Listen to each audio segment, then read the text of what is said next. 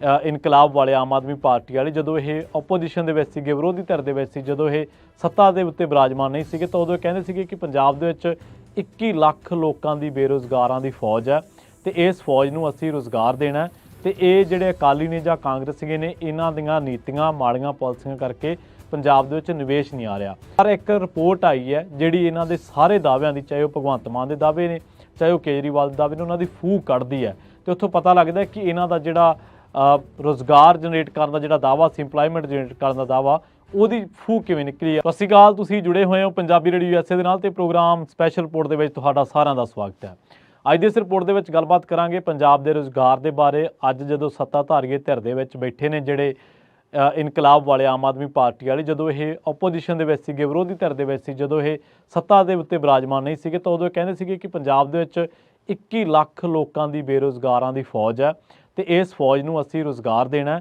ਤੇ ਇਹ ਜਿਹੜੇ ਅਕਾਲੀ ਨੇ ਜਾਂ ਕਾਂਗਰਸੀਏ ਨੇ, ਇਹਨਾਂ ਦੀਆਂ ਨੀਤੀਆਂ ਮਾੜੀਆਂ ਪਾਲਿਸੀਆਂ ਕਰਕੇ ਪੰਜਾਬ ਦੇ ਵਿੱਚ ਨਿਵੇਸ਼ ਨਹੀਂ ਆ ਰਿਹਾ। ਅਸੀਂ ਆਹ ਕਰਾਂਗੇ, ਇੰਨੇ ਹਜ਼ਾਰਾਂ ਕਰੋੜ ਰੇਤ ਤੋਂ ਲਿਆਵਾਂਗੇ, ਇੰਨੇ ਹਜ਼ਾਰਾਂ ਕਰੋੜ ਆਹ ਕਰਾਂਗੇ, ਕਾਹ ਕਮਾਵਾਂਗੇ, ਉਹ ਸਭ ਦੇ ਸਾਹਮਣੇ ਹੈ। ਪਰ ਇੱਕ ਰਿਪੋਰਟ ਆਈ ਹੈ ਜਿਹੜੀ ਇਹਨਾਂ ਦੇ ਸਾਰੇ ਦਾਅਵਿਆਂ ਦੀ, ਚਾਹੇ ਉਹ ਭਗਵੰਤ ਮਾਨ ਦੇ ਦਾਅਵੇ ਨੇ, ਚਾਹੇ ਉਹ ਕੇਜਰੀਵਾਲ ਦੇ ਦਾਅਵੇ ਨੇ, ਉਹਨਾਂ ਦੀ ਫੂਕ ਕੱਢਦੀ ਹੈ। ਤੇ ਉੱਥੋਂ ਪਤਾ ਲੱਗਦਾ ਕਿ ਇਹਨਾਂ ਦਾ ਜਿਹੜਾ ਰੁਜ਼ਗਾਰ ਜਨਰੇਟ ਕਰਨ ਦਾ ਜਿਹੜਾ ਦਾਅਵਾ ਸੀ, ਇੰਪਲਾਇਮੈਂਟ ਜਨਰੇਟ ਕਰਨ ਦਾ ਦਾਅਵਾ, ਉਹਦੀ ਫੂਕ ਕਿਵੇਂ ਨਿਕਲੀ ਹੈ। ਅਸਲ ਦੇ ਵਿੱਚ ਇੱਕ ਰਿਸਰਚ ਸਾਹਮਣੇ ਆਈ ਹੈ, ਇੱਕ ਸਟੱਡੀ ਸਾਹਮਣੇ ਆਈ ਹੈ, ਇੱਕ ਸਰਵੇ ਸਾਹਮਣੇ ਆਇਆ ਜਿਹਦੇ ਵਿੱਚ ਕਿਹਾ ਗਿਆ ਕਿ ਪੰਜਾਬ ਦੇ ਵਿੱਚ ਪਹਿਲੇ ਸਾਲ ਹੀ, ਆਮ ਆਦਮੀ ਪਾਰਟੀ ਦੇ ਪਹਿਲੇ ਸਾਲ ਦੇ ਵਿੱਚ ਹੀ 86% ਘੱਟ ਨਿਵੇਸ਼ ਹੋਇਆ ਮੁਕਾਬਲਤਨ ਪਿਛਲੇ ਸਾਲ ਦੇ। ਇਸ ਰਿਪੋਰਟ ਦੇ ਜਿਹੜੇ ਤੱਥ ਨੇ, ਜਿਹੜੇ ਆਧਾਰ ਨੇ, ਕਾਫੀ ਫੈਕਟ ਐਂਡ ਫਾਈਂਡਿੰਗਸ ਨੇ, ਉਹ ਕੀ ਨੇ ਉਹਨਾਂ ਦੇ ਬਾਬਤ ਮੈਂ ਤੁਹਾਨੂੰ ਦੱਸਾਂਗਾ। ਤੇ ਨਾਲ ਹੀ ਇਹਦੇ ਵਿੱਚ ਪੰਜਾਬ ਦੇ ਜਿਹੜੇ ਕਾਰਕ ਨੇ ਅਸਲ ਦੇ ਵਿੱਚ ਨਿਵੇਸ਼ ਘੱਟ ਹੋਣ ਦੇ, ਉਹਨਾਂ ਦੇ ਬਾਰੇ ਵੀ ਚਰਚਾ ਜਿਹੜੀ ਉਹ ਕੀਤੀ ਗਈ ਆ। ਅਸਲ ਦੇ ਵਿੱਚ ਇਹ ਸਟੱਡੀ ਜਿਹੜੀ ਕੰਡਕਟ ਕੀਤੀ ਗਈ ਆ MSME ਐਕਸਪੋਰਟ ਪ੍ਰਮੋਸ਼ਨ ਕਾਉਂਸਲ ਹੈ ਤੇ and the confederation of organic food producers and marketing agencies, ਇਹਨਾਂ ਨੇ ਸਟੱਡੀ ਜਿਹੜੀ ਹੈ ਪੰਜਾਬ ਦੀ ਹਾਲਾਤਾਂ ਬਾਰੇ ਕੰਡਕਟ ਕੀਤੀ ਹੈ। ਤੇ ਇਹਨਾਂ ਨੇ ਆਪਣੀ ਸਟੱਡੀ ਦੇ ਵਿੱਚ ਬਹੁਤ ਵੱਡੇ ਜਿਹੜੇ ਦਾਅਵੇ ਉਹ ਕੀਤੇ ਨੇ।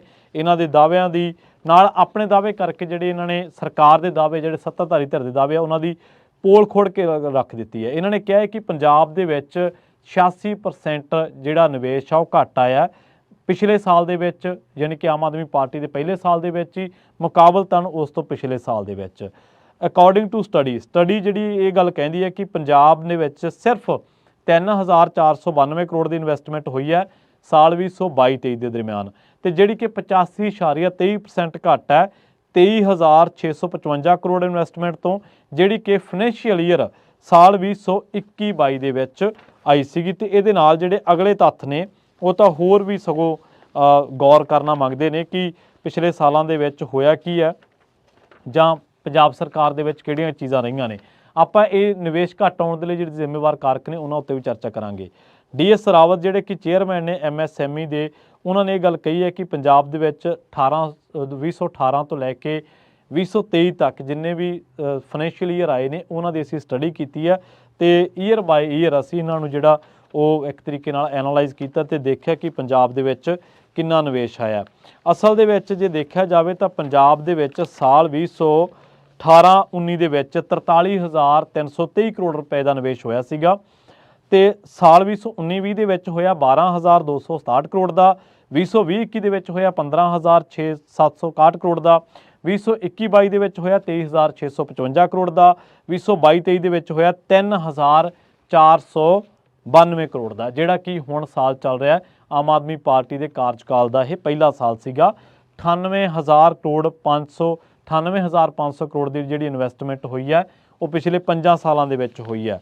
ਹੁਣ ਜਿਹੜੇ ਕਾਰਕ ਨੇ, ਕਾਰਕਾਂ ਉੱਤੇ ਤਾਂ ਪ੍ਰਤਾਪ ਸਿੰਘ ਬਾਜਵਾ ਜਾਂ ਹੋਰ ਲੋਕਾਂ ਨੇ ਸਵਾਲ ਚੁੱਕੇ ਨੇ ਕਿ ਪੰਜਾਬ ਦੇ ਵਿੱਚ ਲਾਅ ਐਂਡ ਆਰਡਰ ਦੀ ਸਥਿਤੀ ਠੀਕ ਨਹੀਂ ਹੈ, ਪੰਜਾਬ ਦੇ ਵਿੱਚ ਹੋਰ ਬੜੇ ਕਾਰਕ ਨੇ। ਪਰ ਦੋ ਅਹਿਮ ਪਹਿਲੂ ਨੇ ਪੰਜਾਬ ਦੇ ਵਿੱਚ ਜਿਹੜੇ ਕਿ ਗੌਰ ਕਰਨਾ ਮੰਗਦੇ ਆ। ਔਰ ਆਈ ਵਾਰ ਜਦੋਂ ਆਪਾਂ ਇਹਨਾਂ ਸਟੱਡੀਜ਼ ਨੂੰ ਖੰਗਾਲਦੇ ਹਾਂ, ਇਹਨਾਂ ਨੂੰ ਪੜਚੋਲਦੇ ਹਾਂ, ਤਾਂ ਆਪਾਂ ਦੋ ਚੀਜ਼ਾਂ ਨੂੰ ਹਮੇਸ਼ਾ ਮਾਈਨਸ ਕਰ ਜਾਂਦੇ ਹਾਂ। ਇੱਕ ਤਾਂ ਜਿਹੜਾ ਸੈਂਟਰ ਸਰਕਾਰ ਦਾ ਰੋਲ ਹੈ ਪੰਜਾਬ ਨੂੰ ਲੈ ਕੇ ਉਹਨੂੰ, ਤੇ ਦੂਜਾ ਇਹ ਕਿ ਪੰਜਾਬ ਦੇ ਵਿੱਚ ਅਕਸਰ ਆਪਾਂ ਕਹਿੰਦੇ ਕਿ ਲੈਂਡ ਮਹਿੰਗੀ ਹੈ। ਲੈਂਡ ਮਹਿੰਗੀ ਹੋਣਾ ਕੋਈ ਵੱਡਾ ਮਾਇਨਾ ਨਹੀਂ ਰੱਖਦਾ ਜਿਹੜੇ ਇੰਡਸਟਰੀ ਲਾਉਣੀ ਹੈ।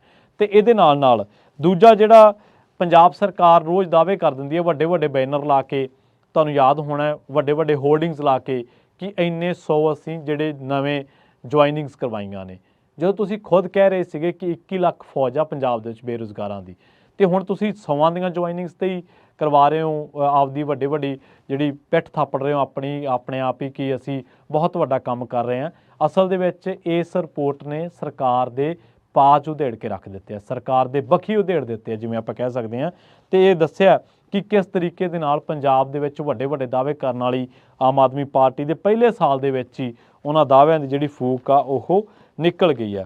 ਅਸਲ ਦੇ ਵਿੱਚ ਪੰਜਾਬ ਦੇ ਵਿੱਚ ਲਾਅ ਐਂਡ ਆਰਡਰ ਦੀ ਸਥਿਤੀ ਦੇ ਬਾਰੇ ਜਦੋਂ ਕਿਹਾ ਜਾਂਦਾ ਤੇ ਅਕਸਰ ਹੀ ਜਿਹੜੇ ਲੋਕ ਨੇ ਜਿਹੜੇ ਸਰਕਾਰ ਦੇ ਸਮਰਥਕ ਨੇ ਉਹ ਕਹਿਣਗੇ ਜੀ ਇੱਥੇ ਧਰਨੇ ਮੁਜ਼ਾਹਰੇ ਹੁੰਦੇ ਆ ਤੇ ਇੱਥੇ ਤਾਂ ਕਰਕੇ ਇਨਵੈਸਟਮੈਂਟ ਨਹੀਂ ਆਉਂਦੀ, ਕਿਸਾਨ ਧਰਨਾ ਲਾਉਂਦੇ, ਇੱਥੇ ਮਜ਼ਦੂਰ ਧਰਨਾ ਲਾਉਂਦੇ ਆ, ਤਾਂ ਕਰਕੇ ਇੱਥੇ ਜਿਹੜੀ ਅਮਨ ਕਾਨੂੰਨ ਦੀ ਸਥਿਤੀ ਆ ਨਾ ਉਹ ਠੀਕ ਨਹੀਂ ਹੈ। ਅਸਲ ਦੇ ਵਿੱਚ ਇਹ ਇੱਕ ਜਾਣ ਬੁੱਝ ਕੇ ਫਲਾਇਆ ਗਿਆ ਪ੍ਰੋਪੇਗੈਂਡਾ ਹੈ ਸਰਕਾਰ ਨੂੰ ਡਿਫੈਂਡ ਕਰਨ ਵਾਸਤੇ, ਤਾਂ ਜੋ ਕਿਸਾਨ ਵਿਰੋਧੀ ਲੋਕ ਨੇ, ਮਜ਼ਦੂਰ ਵਿਰੋਧੀ ਲੋਕ ਨੇ ਜਾਂ ਸਟੂਡੈਂਟ ਵਿਰੋਧੀ ਲੋਕ ਨੇ, ਮੁਲਾਜ਼ਮ ਜਥੇਬੰਦੀਆਂ ਦੇ ਵਿਰੋਧੀ ਲੋਕ ਨੇ, ਉਹ ਆਪਣੇ ਆਪ ਸਰਕਾਰ ਨੂੰ ਡਿਫੈਂਡ ਕਰਨ। ਸੱਚ ਇਹ ਨਹੀਂ ਹੈ, ਸੱਚ ਕੁਝ ਹੋਰ ਹੈ ਕਿ ਪੰਜਾਬ ਦੇ ਵਿੱਚ ਜਿਹੜੀ ਲਾਅ ਐਂਡ ਆਰਡਰ ਦੀ ਸਥਿਤੀ ਹੈ, ਤੁਸੀਂ ਦੇਖੋ ਇੰਨਾ ਵਧੀਆ ਇਨਫਰਾਸਟਰਕਚਰ ਆ ਪੰਜਾਬ ਦੇ ਵਿੱਚ, ਰੋਡ ਨੈਟਵਰਕ ਇੰਨਾ ਵਧੀਆ, ਪੰਜਾਬ ਦੇ ਵਿੱਚ ਹੋਰ ਬਹੁਤ ਸਾਰੀਆਂ ਚੀਜ਼ਾਂ ਨੇ ਜਿਨ੍ਹਾਂ ਦੇ ਉੱਤੇ ਇੰਡਸਟਰੀ ਕਿਸੇ ਵੀ ਤਰ੍ਹਾਂ ਦੀ ਗਰੋ ਜਿਹੜੀ ਕਰ ਸਕਦੀ ਹੈ। ਪੰਜਾਬ ਦੇ ਵਿੱਚ ਸਕਿਲਡ ਲੇਬਰ ਦੀ ਕੋਈ ਘਾਟ ਨਹੀਂ ਹੈ, ਇਨਫਰਾਸਟਰਕਚਰ ਬਹੁਤ ਵਧੀਆ ਹੈ, ਬਿਜਲੀ ਜ਼ਰੂਰ ਮਹਿੰਗੀ ਹੈ ਪਰ ਬਾਵਜੂਦ ਇਸ ਦੇ ਪੰਜਾਬ ਦੇ ਵਿੱਚ ਨਿਵੇਸ਼ ਨਹੀਂ ਆ ਰਿਹਾ। ਹੁਣ ਜਿਹੜੇ ਸਰਕਾਰ ਦੇ ਡਿਫੈਂਡਰਸ ਨੇ, ਜਿਹੜੇ ਸਰਕਾਰ ਨੂੰ ਡਿਫੈਂਡ ਕਰਦੇ ਨੇ ਕਿ ਇਸ ਤਰ੍ਹਾਂ ਜੀ ਹਰ ਰੋਜ਼ ਸੜਕਾਂ ਮੱਲੀ ਰੱਖਦੇ ਆ, ਜੇਕਰ ਸੜਕਾਂ ਮੱਲੀ ਰੱਖਦੇ ਆ ਤਾਂ ਤੁਸੀਂ ਦੱਸੋ ਕਿ ਸਰਕਾਰ ਗੱਲ ਕਿੱਥੇ ਸੁਣਦੀ ਹੈ? ਉੱਥੇ ਜਾ ਕੇ ਸੰਘਰਸ਼ ਕਰਨ ਵਾਲੀਆਂ ਧਿਰਾਂ, ਮਜ਼ਦੂਰ ਧਿਰਾਂ, ਕਿਸਾਨ ਧਿਰਾਂ, ਵਪਾਰੀ, ਮੁਲਾਜ਼ਮ ਤਬਕਾ, ਜਿਹੜੇ ਰੁਜ਼ਗਾਰ ਲਈ ਸਟੂਡੈਂਟਸ ਸੰਘਰਸ਼ ਕਰਦੇ ਉਹ ਕਿੱਥੇ ਜਾਣ, ਕਿੱਥੇ ਜਾ ਕੇ ਆਪਣੇ ਦੁੱਖ ਰੋਣ? ਸੋ ਤੁਸੀਂ ਇਹ ਕੋਈ ਮੰਚ ਦੱਸੋ, ਤੁਸੀਂ ਕਹੋ ਕਿ ਜੀ ਜਿਹੜਾ ਲੋਕਾਂ ਨੇ ਜੇ ਧਰਨਾ ਮੁਜ਼ਾਹਰਾ ਕਰਨਾ ਹੋਵੇ ਤਾਂ ਉਹ ਕਿੱਥੇ ਕਰਨ, ਜੇਕਰ ਰੋਡ ਨਾ ਰੋਕਣੀ ਹੋਵੇ, ਜੇਕਰ ਉਹਨਾਂ ਨੇ ਰੇਲ ਨਾ ਰੋਕਣੀ ਹੋਵੇ, ਉਹ ਕਿਹੜਾ ਰਾਹ ਅਖਤਿਆਰ ਕਰਨ, ਉਹ ਕਿੱਥੇ ਜਾਣ ਤਾਂ ਜੋ ਉਹਨਾਂ ਦੀ ਸੁਣਵਾਈ ਹੋ ਸਕੇ, ਉਹ ਕਿਹਨੂੰ ਮਿਲਣ, ਕਿਹੜਾ ਅਫਸਰ ਹੈ ਜਿਹੜਾ ਸਰਕਾਰ ਵੱਲੋਂ ਅਪਾਇੰਟ ਕੀਤਾ ਕਿ ਤੂੰ ਭਾਈ ਲੋਕਾਂ ਦੀਆਂ ਮੰਗਾਂ ਮੁਸ਼ਕਲਾਂ ਸੁਣਨੀਆਂ ਤੇ ਉਹਨਾਂ ਦੇ ਹੱਲ ਕਰਨੇ ਆ। ਆਪਣੀ ਗੱਲ ਕਿੱਥੇ ਰੱਖਣ? ਕੋਈ ਤਾਂ ਮੰਚ ਦੱਸੋ ਨਾ ਜਿੱਥੇ ਉਹ ਆਪਣੀ ਗੱਲ ਰੱਖ ਸਕਣ। ਕੋਈ ਤੁਹਾਡਾ ਮੰਤਰੀ ਹੈ ਜਿਹੜਾ ਲੋਕਾਂ ਨੂੰ ਮਿਲਦਾ, ਕੋਈ ਤੁਹਾਡਾ ਐਮਐਲਏ ਹੈ ਜਿਹੜਾ ਲੋਕਾਂ ਦੀਆਂ ਮੰਗਾਂ ਦਾ ਨਿਬੇੜਾ ਕਰਦਾ ਨਜ਼ਰ ਆ ਰਿਹਾ ਹੋਵੇ। ਸਰਕਾਰ ਤੱਕ ਕਿੰਨਾ ਕੁ ਐਕਸੈਸ ਆ ਲੋਕਾਂ ਦਾ? ਜਦੋਂ ਮੁੱਖ ਮੰਤਰੀ ਨੇ ਆਉਣਾ ਹੋਵੇ ਤਾਂ ਲੋਕਾਂ ਦਾ ਅਸਲਾ ਜਮ੍ਹਾਂ ਕਰਾ ਲਿਆ ਜਾਂਦਾ ਹੈ। ਸਰਕਾਰ ਕੀ ਗੱਲ ਲੋਕਾਂ ਤੇ ਭਰੋਸਾ ਹੈ ਨਹੀਂ ਤੁਹਾਨੂੰ? ਜਦੋਂ ਕੇਜਰੀਵਾਲ ਨੇ ਉਦਘਾਟਨ ਕਰਨਾ ਹੋਵੇ ਕਿਸੇ ਸਕੂਲ ਦਾ ਜਾਂ ਕਾਲਜ ਦਾ, ਬੱਸ ਅੱਡੇ ਦਾ, ਤੁਸੀਂ ਤੜਕੇ ਹੀ ਆ ਕੇ ਉਹਨਾਂ ਧੀਆਂ ਭੈਣਾਂ ਨੂੰ, ਉਹਨਾਂ ਬੱਚਿਆਂ ਨੂੰ, ਉਹਨਾਂ ਵਿਦਿਆਰਥੀਆਂ ਨੂੰ ਚੁੱਕ ਲੈਂਦੇ ਹੋ ਜਿਨ੍ਹਾਂ ਨੂੰ ਤੁਸੀਂ ਖੁਦ ਟੈਂਕੀਆਂ ਤੋਂ ਕਦੇ ਲਾਇਆ ਸੀਗਾ। ਸੋ ਇੱਥੋਂ ਪਤਾ ਲੱਗਦਾ ਹੈ ਕਿ ਅਸਲ ਦੇ ਵਿੱਚ ਸਰਕਾਰ ਤੇ ਲੋਕਾਂ ਦਾ ਜਿਹੜਾ ਪਾੜਾ ਉਹ ਕਿੰਨਾ ਕੁ ਹੈ, ਤੁਸੀਂ ਰਾਬਤਾ ਕਿਵੇਂ ਰੱਖਦੇ ਹੋ, ਇਹ ਮੈਨੇ ਖੇਜ਼ ਹੈ। ਦੂਜੀ ਗੱਲ ਇਹ ਹੈ ਕਿ ਤੁਸੀਂ ਉਹਨਾਂ ਦੀਆਂ ਮੰਗਾਂ ਤੇ ਕਰ ਕੀ ਰਹੇ ਹੋ। ਅਸਲ ਦੇ ਵਿੱਚ ਇਹ ਸਾਰਾ ਕੁਝ ਧਰਨੇ ਮੁਜ਼ਾਹਰਿਆਂ ਦਾ, ਆੜ ਲੈਣੀ, ਇਹ ਸਭ ਕੁਝ ਇੱਕ ਬਹਾਨੇਬਾਜ਼ੀ ਤੋਂ ਵੱਧ ਕੁਝ ਵੀ ਨਹੀਂ ਹੈ। ਨਿੱਤ ਲੋਕਾਂ ਤੋਂ ਜਿਹੜੀਆਂ ਫਰੌਤੀਆਂ ਮੰਗੀਆਂ ਜਾ ਰਹੀਆਂ ਨੇ ਜਾਂ ਜਿਹੜੀਆਂ ਤੁਸੀਂ ਬਹਾਨੇਬਾਜ਼ੀ ਕਰ ਰਹੇ ਹੋ, ਇਹ ਆਪਣੀਆਂ ਨਾਕਾਮੀਆਂ ਲੁਕਾਉਣ ਦਾ ਇੱਕ ਬਹਾਨਾ, ਉਸ ਤੋਂ ਵੱਧ ਕੁਛ ਨਹੀਂ ਹੈ। ਲਾਅ ਐਂਡ ਆਰਡਰ ਦੀ ਜਿਹੜੀ ਗੱਲ ਜੁੜਦੀ ਹੈ ਉਹ ਸਿੱਧੂ ਮੂਸੇਵਾਲੇ ਦੇ ਕਤਲ ਦੇ ਨਾਲ ਜੁੜਦੀ ਹੈ, ਸੰਦੀਪ ਨੰਗਲ ਅੰਬੀਆਂ ਦੇ ਕਤਲ ਦੇ ਨਾਲ ਜੁੜਦੀ ਹੈ। 43,000 ਕਾਲਾਂ ਹੋ ਰਹੀਆਂ ਨੇ ਫਿਰੋਜ਼ਪੁਰ ਦੀ ਜੇਲ੍ਹ ਦੇ ਵਿੱਚੋਂ, ਹਜ਼ਾਰਾਂ ਕਰੋੜਾਂ ਦੀ ਗੱਲ ਨਿਕਲ ਕੇ ਆ ਰਹੀ ਹੈ ਕਿ ਇੰਨੇ 100 ਕਰੋੜ ਰੁਪਏ ਦਾ ਲੈਣ ਦੇਣ ਹੋਇਆ, ਇੰਨੇ 100 ਟ੍ਰਾਂਜੈਕਸ਼ਨਾਂ, ਇੰਨੇ ਹਜ਼ਾਰ ਟ੍ਰਾਂਜੈਕਸ਼ਨਾਂ ਦੇ ਵਿੱਚ। ਉਹ ਗੱਲ ਜੁੜਦੀ ਹੈ ਲਾਅ ਐਂਡ ਆਰਡਰ ਦੇ ਨਾਲ। ਗੈਂਗਸਟਰਾਂ ਦੀਆਂ ਜੇਲ੍ਹਾਂ ਦੇ ਵਿੱਚੋਂ ਇੰਟਰਵਿਊਜ਼ ਪ੍ਰਸਾਰਿਤ ਹੋ ਰਹੀਆਂ ਨੇ, ਉਸ ਮਸਲੇ ਤੇ ਕੋਈ ਜਵਾਬ ਨਹੀਂ। ਨਿਰਾਪੁਰਾ ਲੋਕਾਂ ਨੂੰ ਭੰਡ ਕੇ ਕੁਝ ਵੀ ਹਾਸਲ ਨਹੀਂ ਹੋਣਾ। ਅਸਲ ਦੇ ਵਿੱਚ ਪਿੰਡਾਂ ਤੋਂ ਚੱਲਣ ਵਾਲੀ ਸਰਕਾਰ ਲੋਕਾਂ ਦੇ ਨਾਲ ਰਾਬਤੇ ਦੇ ਵਿੱਚ ਹੀ ਹੈ ਨਹੀਂ। ਇਸ ਰਾਬਤੇ ਦੇ ਹਿਸਾਬ ਦੇ ਨਾਲ ਲੋਕਾਂ ਤੋਂ ਬਹੁਤ ਦੂਰ ਨਜ਼ਰ ਆਉਂਦੀ ਹੈ ਸਰਕਾਰ। ਤੁਹਾਨੂੰ ਅੰਤਰ ਝਾਤ ਮਾਰਨੀ ਪੈਣੀ ਹੈ। ਸਰਕਾਰਾਂ ਕਦੇ ਲੋਕਾਂ ਵਾਂਗੂ ਟਰੀਟ ਨਹੀਂ ਕਰਦੀਆਂ। ਦੂਜੀ ਗੱਲ ਇਹ ਹੈ ਕਿ ਇਸ ਮਾਮਲੇ ਦੇ ਵਿੱਚ ਤੁਹਾਨੂੰ ਸੈਂਟਰ ਦਾ ਵੀ ਸਹਿਯੋਗ ਲੈਣਾ ਚਾਹੀਦਾ ਹੈ। ਪੰਜਾਬ ਦੇ ਵਿੱਚ ਲਾਅ ਐਂਡ ਆਰਡਰ ਦੀ ਸਮੱਸਿਆ ਦਾ ਇੱਕ ਬਹੁਤ ਵੱਡਾ ਕਾਰਨ ਹੈ ਇੱਥੇ ਨਸ਼ਿਆਂ ਦੀ ਸਮੱਸਿਆ ਦਾ ਹੋਣਾ। ਤੁਹਾਨੂੰ ਇਸ ਸਮੱਸਿਆ ਵੱਲ ਵੀ ਧਿਆਨ ਦੇਣਾ ਪਊਗਾ। ਪਹਾੜੀ ਸੂਬਿਆਂ ਨੂੰ ਜਿਹੜੀਆਂ ਰਾਇਤਾਂ ਮਿਲਦੀਆਂ ਨੇ, ਅਸੀਂ ਕੇਂਦਰ ਨੂੰ ਇਸ ਮਾਮਲੇ ਦੇ ਵਿੱਚ ਬਰੀ ਨਹੀਂ ਕਰ ਸਕਦੇ। ਉਹ ਰਾਇਤਾਂ ਪੰਜਾਬ ਨੂੰ ਕਿਉਂ ਨਹੀਂ ਮਿਲਦੀਆਂ? ਬਿਜਲੀ ਸਸਤੀ ਅਸੀਂ ਕਿਵੇਂ ਦੇਣੀ ਆਪਦੀ ਇੰਡਸਟਰੀ ਨੂੰ? ਉਹ ਕਿਵੇਂ ਠੀਕ ਹੋਊਗਾ? ਇਹ ਸਾਰਾ ਕੁਝ ਸਾਨੂੰ ਸੋਚਣਾ ਪੈਣਾ ਹੈ। ਪੰਜਾਬ ਇੱਕ ਖੇਤੀ ਆਧਾਰਿਤ ਸੂਬਾ ਹੈ ਤੇ ਇੱਥੇ ਖੇਤੀ ਆਧਾਰਿਤ ਇੰਡਸਟਰੀ ਕਿਵੇਂ ਚਲਾਉਣੀ ਹੈ? ਸਰਵਿਸ ਇੰਡਸਟਰੀ, ਆਈਟੀ ਸੈਕਟਰ ਚਲਾਇਆ ਜਾ ਸਕਦਾ, ਚਲੋ ਹੋਰ ਉਦਯੋਗ ਤਾਂ ਨਹੀਂ ਲਾਇਆ ਜਾ ਸਕਦਾ, ਪਰ ਸਰਵਿਸ ਸੈਕਟਰ ਨੂੰ ਤਾਂ ਤੁਸੀਂ ਹੁਲਾਰਾ ਦੇ ਸਕਦੇ ਹੋ ਨਾ। ਦੁਨੀਆ ਦੇ ਵੱਡੇ ਘਰਾਣੇ ਖੇਤੀ ਦੇ ਵਿੱਚ ਨਿਵੇਸ਼ ਕਰ ਰਹੇ ਆ, ਫੂਡ ਦੇ ਵਿੱਚ ਨਿਵੇਸ਼ ਕਰ ਰਹੇ ਆ, ਅਨਾਜ ਦੇ ਵਿੱਚ ਨਿਵੇਸ਼ ਕਰ ਰਹੇ ਆ, ਜਦ ਕਿ ਸਾਡੇ ਕੋਲ ਇੰਨੀ ਖੇਤੀ ਆਧਾਰਿਤ ਸਾਡੇ ਕੋਲੇ ਵਸੋਂ ਹੈ, ਖੇਤੀ ਤੇ ਡਿਪੈਂਡੈਂਟ ਸਾਡੇ ਕੋਲੇ ਐਡਾ ਵੱਡਾ ਅਰਥਚਾਰਾ ਹੈ, ਖੇਤੀ ਦੇ ਲਈ ਐਡੀ ਸੋਹਣੀ ਸਾਡੇ ਕੋਲੇ ਜ਼ਮੀਨ ਹੈ, ਇੰਨੀਆਂ ਸੋਹਣੀਆਂ ਰੁੱਤਾਂ, ਨਾ ਕਦੇ ਇੱਥੇ ਬਰਫ਼ ਪੈਂਦੀ ਹੈ, ਨਾ ਕਦੇ ਇੱਥੇ ਕੋਈ ਹੋਰ ਕੁਦਰਤੀ ਮਾਰ ਪੈਂਦੀ ਹੈ। ਸੋ ਇੰਨੇ ਵਧੀਆ ਮੌਕੇ ਨੇ ਸਾਡੇ ਕੋਲੇ, ਪਰ ਅਸੀਂ ਕਿਉਂ ਪਿੱਛੇ ਹਾਂ? ਅਸੀਂ ਅਸਲ ਦੇ ਵਿੱਚ ਅਸੀਂ ਲੈਂਡ ਲੌਕ ਹਾਂ, ਅਸੀਂ ਜਾ ਕਿਤੇ ਨਹੀਂ ਸਕਦੇ।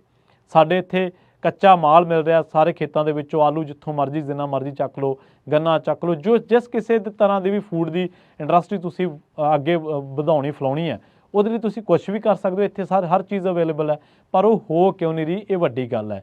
ਖੇਤੀ ਨੀਤੀ ਤੁਹਾਡੀ ਕਿੱਥੇ ਹੈ? ਪਿਛਲੀਆਂ ਸਰਕਾਰਾਂ ਨੇ ਤਾਂ ਖੇਤੀ ਨੀਤੀ ਤਾਂ ਦੂਰ ਦੀ ਗੱਲ, ਉਹਨਾਂ 'ਚ ਤਾਂ ਖੇਤੀਬਾੜੀ ਮੰਤਰੀ ਵੀ ਜਿਹੜੇ ਮਹਿਕਮੇ ਆ ਉਹ ਵੀ ਮੁੱਖ ਮੰਤਰੀ ਸਾਹਿਬ ਨੇ ਆਪਣੇ ਕੋਲ ਰੱਖੇ ਹੋਏ ਸੀ। ਕਿ ਜਿਹੜੀਆਂ ਅਸਲ ਦੇ ਵਿੱਚ ਕਮਾਲ ਦੇਖੋ ਕਿ ਵੱਡੇ ਘਰਾਣੇ ਜਿਹੜੇ ਕੰਮ ਨੂੰ ਪੈ ਰਿਹਾ ਦਵਾ ਦਵ, ਸਾਡੀਆਂ ਸਰਕਾਰਾਂ ਸਾਡੇ ਕਿਸਾਨਾਂ ਤੋਂ ਕੰਮ ਹੀ ਛੁਡਵਾ ਰਹੀਆਂ ਨੇ।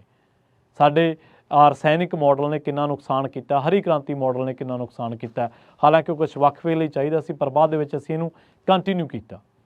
ਸੋ ਇੱਥੋਂ ਪਤਾ ਲੱਗਦਾ ਕਿ ਨਿਵੇਸ਼ ਦੇ ਵਿੱਚ ਹਾਲਾਤ ਕੀ ਨੇ, ਔਰ ਇਹਦੀ ਜਿਹੜੀ ਅਗਲੀ ਤਸਵੀਰ ਆ ਉਹ ਇਹ ਹੈ ਕਿ ਜੇਕਰ ਨਿਵੇਸ਼ ਨਹੀਂ ਹੋਊਗਾ ਤਾਂ ਰੁਜ਼ਗਾਰ ਕਿੱਥੋਂ ਆਊਗਾ, ਇੰਪਲਾਇਮੈਂਟ ਜਨਰੇਟ ਕਿਵੇਂ ਕਰੋਗੇ ਲੋਕਾਂ ਦੇ ਵਿੱਚ? ਜੇਕਰ ਇੰਪਲਾਇਮੈਂਟ ਹੀ ਨਹੀਂ ਹੋਊਗਾ, ਫਿਰ ਤੁਸੀਂ ਕਹਿੰਦੇ ਹੋ ਕਿ ਲੋਕ ਜੀ ਬਾਹਰ ਨੂੰ ਚਲੇ ਜਾਂਦੇ ਆ।